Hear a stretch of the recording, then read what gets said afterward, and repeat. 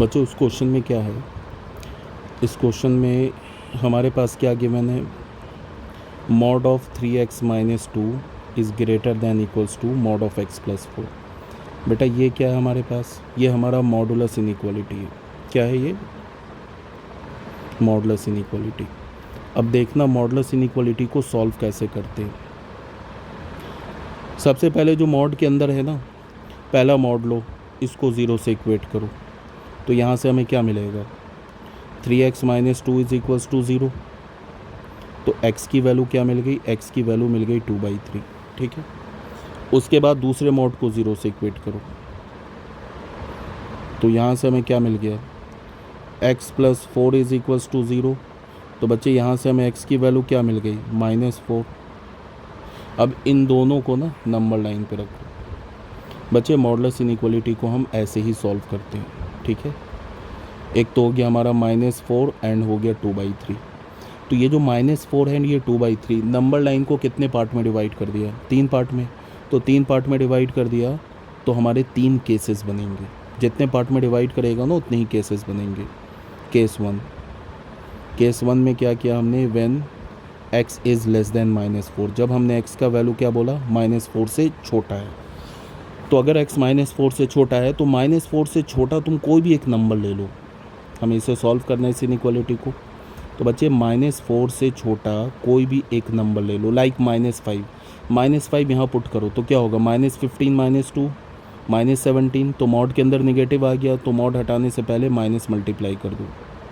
ठीक है, फिर यहाँ पे -5 डालो, तो -5 डालोगे तो क्या होगा, -5 + 4 -1। अगेन मॉड के अंदर निगेटिव आ गया, तो मॉड हटाने से पहले माइनस मल्टीप्लाई कर दो। फिर दोनों साइड अगर माइनस मल्टीप्लाई करोगे तो मॉडुलस इनइक्वालिटी, ये मॉड इनइक्वालिटी क्या होगा, रिवर्स हो जाएगा, ग्रेटर देन से लेस देन हो जाएगा। ये x + 4 यहाँ से क्या हो जाएगा, 3x, इसको इधर लेके आओ और -2 को इधर लेके जाओ, तो क्या हो जाएगा, 2x is less than equals to 6। तो हमें क्या मिल गया, x is less than equals to 3। ये हमने जब केस 1 सॉल्व किया तो केस 1 का ये आंसर आ गया।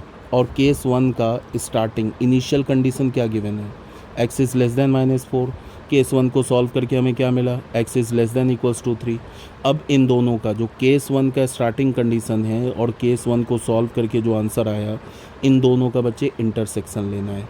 विद इन द केस हमेशा हम क्या करते हैं, इंटरसेक्शन लेते हैं। तो यहाँ पे -4 होगा, यहाँ पे 3 होगा। ये क्या बोल रहा है, -4 से छोटा, और ये क्या बोल रहा है, 3 से छोटा। तो इंटरसेक्शन क्या होगा इसका, अगर तुम इंटरसेक्शन लोगे तो इंटरसेक्शन क्या आएगा, ये बोल रहा है 3 से छोटा, तो इंटरसेक्शन क्या होगा, x बिलोंग्स टू -∞ टू -4। ये जो है हमारा केस 1 का सॉल्यूशन आ गया, इसको हमने S1 बोल दिया। फिर केस 2 में क्या करेंगे, अभी हमने क्या लिया था, x इज़ लेस देन -4। अब क्या करेंगे, केस 2 में -4 को छोड़ दिया था ना, अब -4 ले लेंगे और -4 से 2/3 लेंगे, 2/3 को छोड़ देंगे। तो सेकंड केस हमारा क्या हो जाएगा, केस 2 में ऐसे लेंगे, व्हेन, इस बार x को क्या करेंगे, -4 के इक्वल रखेंगे, 2/3 से छोटा रखेंगे। बच्चे तुम -4 एंड 2/3 के बीच में कोई रियल नंबर उठा लो, 0 उठा लो। ठीक है, कोई भी एक रियल नंबर ले लो बिटवीन -4 एंड 2/3। -4 एंड 2/3 के बीच में कोई भी रियल नंबर ले लो, 0 ले लिया हमने, उसको यहाँ पे 0 पुट किया तो क्या हो गया, -2। तो मॉड के अंदर क्या आ गया, निगेटिव, तो मॉड हटाने से पहले माइनस मल्टीप्लाई कर देंगे। ठीक है, यहाँ पे 0 डाला तो ये हो गया पॉजिटिव, तो डायरेक्ट मॉड हटा देंगे। तो हमें क्या मिलेगा, -3x प्लस का 2 greater than equals to x + 4। ठीक है, तो यहाँ से क्या कर सकते हैं, इस x को लेफ्ट हैंड साइड में लेके आओ तो -3x -x, इस 2 को राइट हैंड साइड में लेके जाओ तो क्या हो जाएगा, ये हमारा, ये हो जाएगा 4 - 2 = 2। तो यहाँ से क्या मिल गया, -4x is greater than equals to 2। अब बच्चे -4 से डिवाइड करेंगे तो इनइक्वालिटी चेंज हो जाएगा, x is less than equals to 2 sorry 2/4। तो यहाँ से हमें क्या मिलेगा, x is less than equals to -1/2। देखो ये सेकेंड केस को सॉल्व करके x का वैल्यू आया है और ये केस सेकेंड केस का इनिशियल कंडीशन है। तो अगेन दोनों का इंटरसेक्शन लेंगे, दोनों का हमें क्या लेना होगा, इंटरसेक्शन। एक तो है -4 से 2/3 और ये हमारा -1/2, तो -4 यहाँ पे कहीं होगा और यहाँ पे -1/2 होगा और यहाँ पे होगा 2/3। तो एक क्या बोल रहा है कि -1/2 के इक्वल या -1/2 से छोटा। एक बार और दूसरा सॉल्व करके आया हमें <<3। थोड़ा सा यहाँ पे ये हो गया है कि यहाँ पे हमें ना <<3 लेना था ना, तो यहाँ पे 3 को भी इंक्लूड करना था।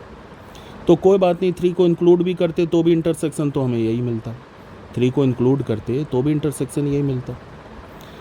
अब ये हो गया <<-2 और ये क्या बोल रहा है -4 से 2/3, यही बोल रहा है ना, 2/3 को छोड़ देना है। तो बच्चे इंटरसेक्शन क्या होगा, इतना रीज़न होगा। तो यहाँ से क्या हो जाएगा हमारा x बिलोंग्स टू -4 टू -1/2, जहाँ पे -4 पे भी क्लोज्ड होगा एंड -1/2 पे भी क्लोज्ड होगा। बच्चे ये S2 हो गया, मतलब सेकंड केस का सॉल्यूशन। फिर केस 3 क्या लेंगे, केस 3 में लेंगे 2/3 को तो छोड़ दिया था, अब इस बार 2/3 से लेके इन्फिनिटी तक। तो यहाँ पे क्या हो जाएगा x is greater than equals to 2/3। Case 3 लेंगे, केस 3 में क्या लेंगे, when x is greater than equals to 2/3। ठीक है, अब फिर इस इनइक्वालिटी को सॉल्व करना है हमें, इस इनइक्वालिटी को सॉल्व करना है। तो यहाँ पे क्या करेंगे, x हमारा क्या है 2/3 या 2/3 से बड़ा, तो 2/3 से बड़ा कोई भी एक नंबर ले लो, क्या होगा 1 ले लो, आसान होगा। 2/3 से बड़ा 1 यहाँ पुट करो तो 3 - 2 पॉजिटिव, तो मॉड हट जाएगा। फिर यहाँ पे क्या होगा 1 डालोगे तो 1 + 5 मॉड के अंदर पॉजिटिव, तो सीधे मॉड हट जाएगा। तो यहाँ से क्या होगा 3x - x 2x हो जाएगा और ये -2 जाएगा इधर, तो क्या हो जाएगा 6। तो यहाँ से हमें क्या मिला, x is greater than equals to 3। ये एक थर्ड केस को सॉल्व करके ये आंसर आया और केस का इनिशियल कंडीशन ये गिवन है। इन दोनों का अगेन इंटरसेक्शन लेंगे तो ये हो जाएगा हमारा 2/3 और ये हो जाएगा हमारा 3। ये क्या बोल रहा है 2/3 और 2/3 से बड़ा, और ये बोल रहा है कि 3 और 3 से बड़ा। तो हमारा क्या हो गया, फाइनल आंसर क्या हो गया, x belongs to 3 to infinity. बच्चे ये हमारा थर्ड केस का आंसर हो गया, ये इसको हमने S3 बोल दिया।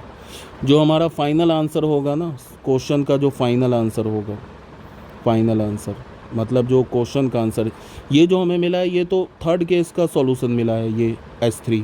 ये जो मिला है हमें फर्स्ट केस का आंसर मिला है S1, और ये जो हमें मिला है ये सेकंड केस का आंसर मिला है S2। जो हमारा फाइनल आंसर होगा वो क्या होगा, S1 union S2 union S3। हमेशा याद रखना with in the cases intersection लेते हैं और सभी केसेस का जो फाइनल आंसर होता है उसका यूनियन लेते हैं। तो देखना हर केस में ये हमारा जैसे केस 2 है ना, ये इनिशियल कंडीशन था, केस 2 को सॉल्व करके ये आंसर आया, तो इन दोनों का इंटरसेक्शन लिया, तो इंटरसेक्शन लेने के बाद ये केस 2 का फाइनल आंसर आ गया। ऐसे करके हमने तीनों केसेस का फाइनल आंसर निकाल लिया। उसके बाद जो हमारा क्वेश्चन का फाइनल आंसर होगा वो तीनों का यूनियन। तो बताओ हमारा आंसर क्या हो जाएगा, S1। S1 क्या है हमारा, -∞ टू -4, -∞ टू -4 को छोड़ दिया यूनियन। S2 क्या हमारा, S2 है -4 टू -1/2, -4 टू -1/2 यूनियन। S3 क्या हमारा, S3 है 3 टू इन्फिनिटी। एक तो आंसर ऐसे भी दे सकते हो, अगर तुम आंसर को थोड़ा सिंप्लीफाई फॉर्म में रखना चाहते हो तो ऐसे करके देख लो, ऐसे इंटरवल बना लो। अगर थोड़ा सिंप्लीफाइड फॉर्म, ये भी आंसर आ गया हमारा, ये जो है ना ये आंसर है हमारा। क्या क्या है इसमें, -4, उसके बाद -1/2, उसके बाद है 3। पहला क्या बोल रहा है, -∞ से -4 को छोड़ देना है। दूसरे केस में क्या बोल रहा है, -4 को ले लेना है, -4 से -1/2, 1/2 को भी ले लेना है। फिर तीसरा क्या बोल रहा है, 3 से लेके इन्फिनिटी तक, यही बोल रहा है ना। तो तुम आंसर ऐसे भी दे सकते हो, x बिलोंग्स टू सीधे ले लो, -∞ से 1/2 ले लो, क्लोज यूनियन 3 टू इन्फिनिटी, ये भी आंसर हो जाएगा। ऐसे भी आंसर दे सकते हो। देखो ना यहाँ से -∞ से -4 को छोड़ दिया, अब तो यूनियन ले रहे हैं ना, इंटरसेक्शन नहीं ले रहे हैं। -∞ से -4 को छोड़ दिया, फिर यहाँ पे अगले केस में -4 को ले लिया, -4 से 1/2, 1/2 को भी इंक्लूड किया, तो हम डायरेक्ट नहीं बोल सकते -∞ to 1/2 यूनियन 3 to ∞। तो ऐसे भी आंसर, ये भी आंसर दे सकते हो, ये भी आंसर है हमारा, ऐसे भी आंसर ले सकते हो। अगर ये ऑब्जेक्टिव क्वेश्चन होगा तो आंसर इस फॉर्म में भी गिवन हो सकता है, आंसर इस फॉर्म में भी गिवन हो सकता है। ओके बच्चों, थैंक यू वेरी मच।